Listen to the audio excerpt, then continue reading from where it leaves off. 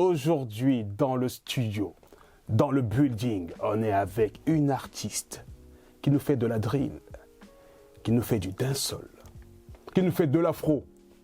On a Prissy G in the building. Hello, Prissy G. Yeah. Comment vas-tu? Ça va et toi? Prissy, ça c'est ton pseudo. D'où vient ce pseudo? C'est quoi l'inspiration? Ben Prissy, déjà parce que mon prénom c'est Priscilla. Ah ok, d'accord. Donc j'ai pas été chercher trop loin. Mhm. Et comme tout le monde m'appelle déjà Prissy, si, bon. D'accord, c'est un peu le petit diminutif. Quoi. Ouais. Ok. Et à la place, je m'appelais Prissy Galdem. Mais comme ça pose un peu des soucis au niveau de la prononciation sur les événements où les programmateurs n'arrivaient pas trop à prononcer, alors j'ai diminué. Ok. Et Prissy G. D'accord, donc c'était Prissy Gial, c'est ça en fait à la base. Mais pourquoi ils avaient du mal en fait Je sais pas, ils savent pas parler, ils savent pas. Ah ouais. Même Prissy, ils n'arrivent pas à dire, donc c'est pas du n'importe quoi. D'accord, donc je pense qu'ils avaient surtout envie peut-être de te donner un nouveau équé, un nouveau blaze en fait, peut-être. Peut-être, ouais, c'est possible. C'est une petite info cachée. Ils avaient envie de me rebaptiser là. Ah, donc, voilà. Donc sinon moi je sais pas trop, mais Gial en fait ça veut dire quoi? C'est un... Gial, on l'entend souvent dans le monde en fait du reggae, du dancehall. Qu'est-ce que ça veut dire, Gial? C'est une petite expression dans le patois, tout ce qui est des îles anglophones, Jamaïque, tout ça, Dominique un peu. D'accord. Pour dire fille en fait. D'accord. Femme, fille, c'est une expression dans le patois. Ouais, okay. Parce que toi, tu es quelle origine? Tu viens d'où? Moi, je suis de la Martinique. Tu as commencé la musique en Martinique.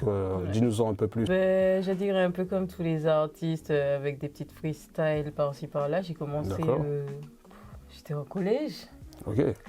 Et puis, tu connais les freestyles dans la cour de récré. À l'époque, c'était la dancehall avant que le chata devienne ce que ça devienne. C'est à l'époque où tout le monde était en train de se moquer de nous. Ah, vous faites des rythmes de notes, nanana. Non, mais c'est vrai, comme tu as parlé du dancehall. Et là, maintenant, tu as parlé du chata. Nous, aujourd'hui, on va dire que le chata, en fait, a vu un peu plus la lumière. On va dire en métropole, comme vous dites chez vous, hein. En métropole il y a 10 ans, ben je pense que le chata, ça se danse déjà depuis très longtemps, ça se chante déjà depuis très longtemps chez vous. À l'époque, ils n'appelaient pas ça chata, ils n'avaient même pas de nom en fait. Ils nous disaient juste qu'on avait des rythmes de notes, parce qu'ils utilisent assez souvent deux notes pour faire ce type de dancehall là, parce que c'est un dérivé, un sous-dancehall quoi, une espèce de sous-dancehall. Quoi, quand tu dis sous-dancehall, ça veut dire que c'est... Sous-genre. Ah ouais, quand tu dis sous-dancehall, fais attention parce que les produits chata vont être contre toi. Ouais. Pour dire que c'est de la famille de dancehall. D'accord, mais c'est un dérivé. C'est un dérivé du dancehall. Du coup, toi, tu étais rentré dans cet univers en fait musical, par les petits freestyles. Ouais. Toi, t'arrivais et tout comme ça. Là, allez, on va dire la petite Priscilla, la collégienne, elle arrivait, elle fait son freestyle. J'avais encore une autre blaze encore. Ah ouais. La blaze et les gens, je suis pas bipolaire. On s'adopte. Parce que là, celui-là, je l'ai pas choisi. C'était vraiment, à l'époque, tu sais, c'est comme quand tu es au quartier, celui-là, on va l'appeler, je sais pas, Pérassi, on va l'appeler tête d'orange. C'est des titres tout cool. Ouais, c'est toujours des petits pseudos, des petits. Donc, voilà. C'était Black Gal RC à l'époque. Ah, Black Gal RC. Moi, Black Gal, je sais même plus pourquoi d'ailleurs. Ok, d'accord. Et du coup, c'était resté. Le RC, c'était pour dire rough caractère, parce qu'à l'époque, comme tu me vois là, j'étais pas comme ça. J'étais garçon manqué, j'étais.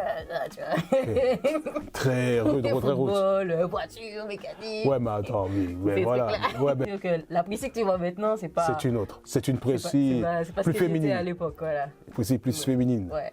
Voilà. Et en parlant de féminité, en parlant de vraiment ce côté que tu affirmes aujourd'hui, est-ce que dans ta musique, est-ce qu'on retrouve vraiment tout cela? Ça va dépendre des projets, parce que j'ai un caractère assez fort. Donc, je pense que mon caractère, ça se ressent quand même dans mes morceaux. Même si je vais chanter du zouk, on va sentir le caractère dedans. D'accord. C'est ça. Donc, je pense que j'ai gardé toujours au niveau du caractère. D'accord, ok. Et dans la féminité, tu as cette féminité toche, mais toujours avec ce côté strong, hard, roost, voilà. Et par exemple, à cette époque et tout, voilà, tu t'es lancé dans la musique, mais tu as eu quoi un peu comme inspiration? T'écoutais quoi? Est-ce que tu te dis par exemple Chakademus, ça te dit quelque chose?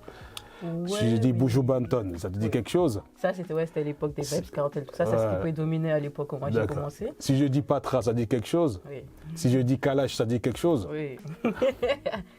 Et moi, ce qui m'a vraiment inspiré à l'époque, c'était Admiralty et Sahel.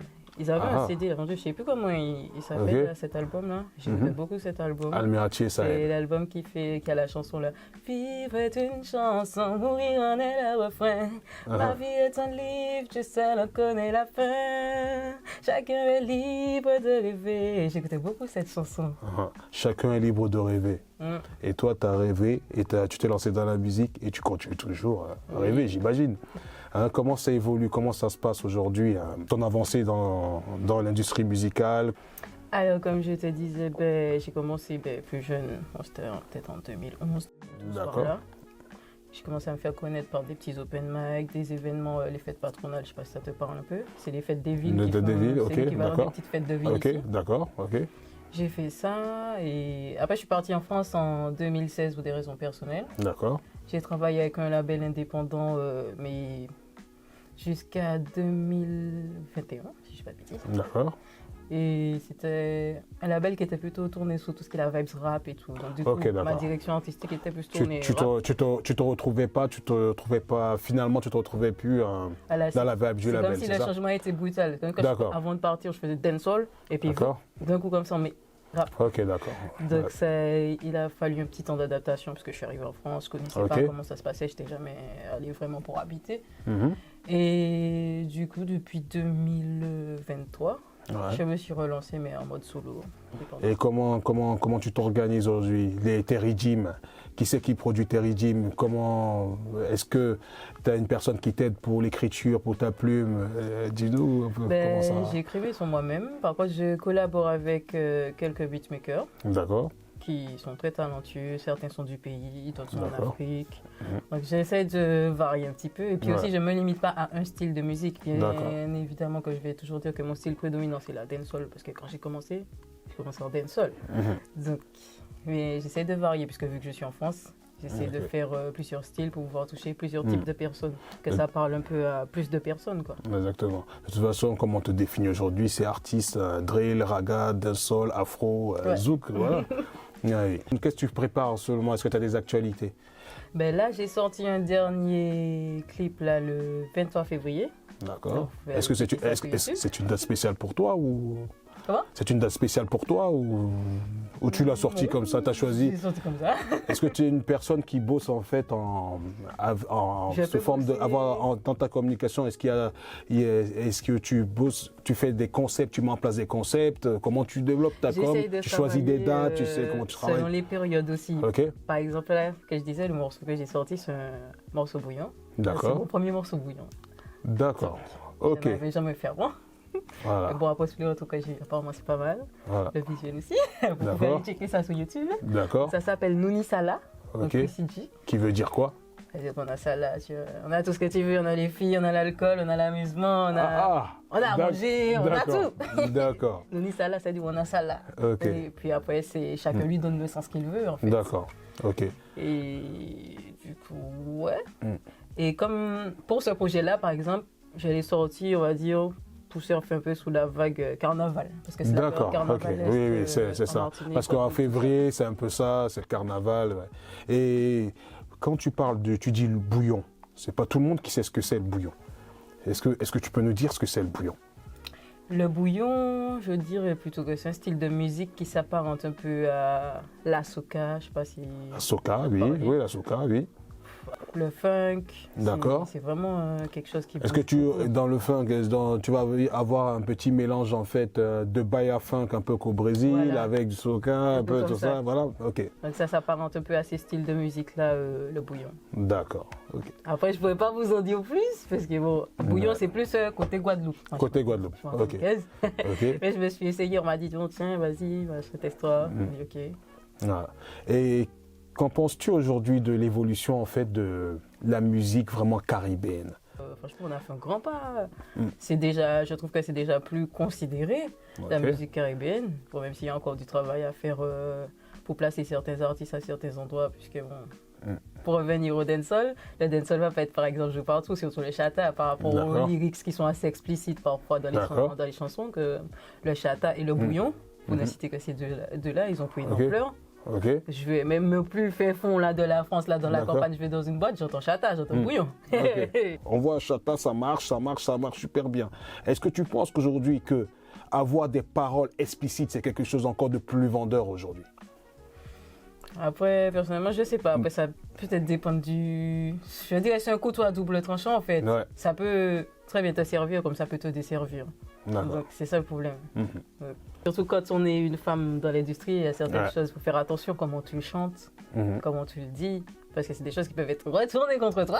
D'accord. Moi, je fais très attention à ces petits détails-là. Je te dis madras, ça te fait penser à quoi? Ça me fait penser à madras, le sandwich. Bon. Qu'est-ce que j'aime trop manger? C'est le petit tissu là qu'on retrouve au pays. Ok. Il représente quoi, ce tissu? À la base, c'est pas un tissu qui est antillais, ça vient de l'Inde, tous ces endroits-là.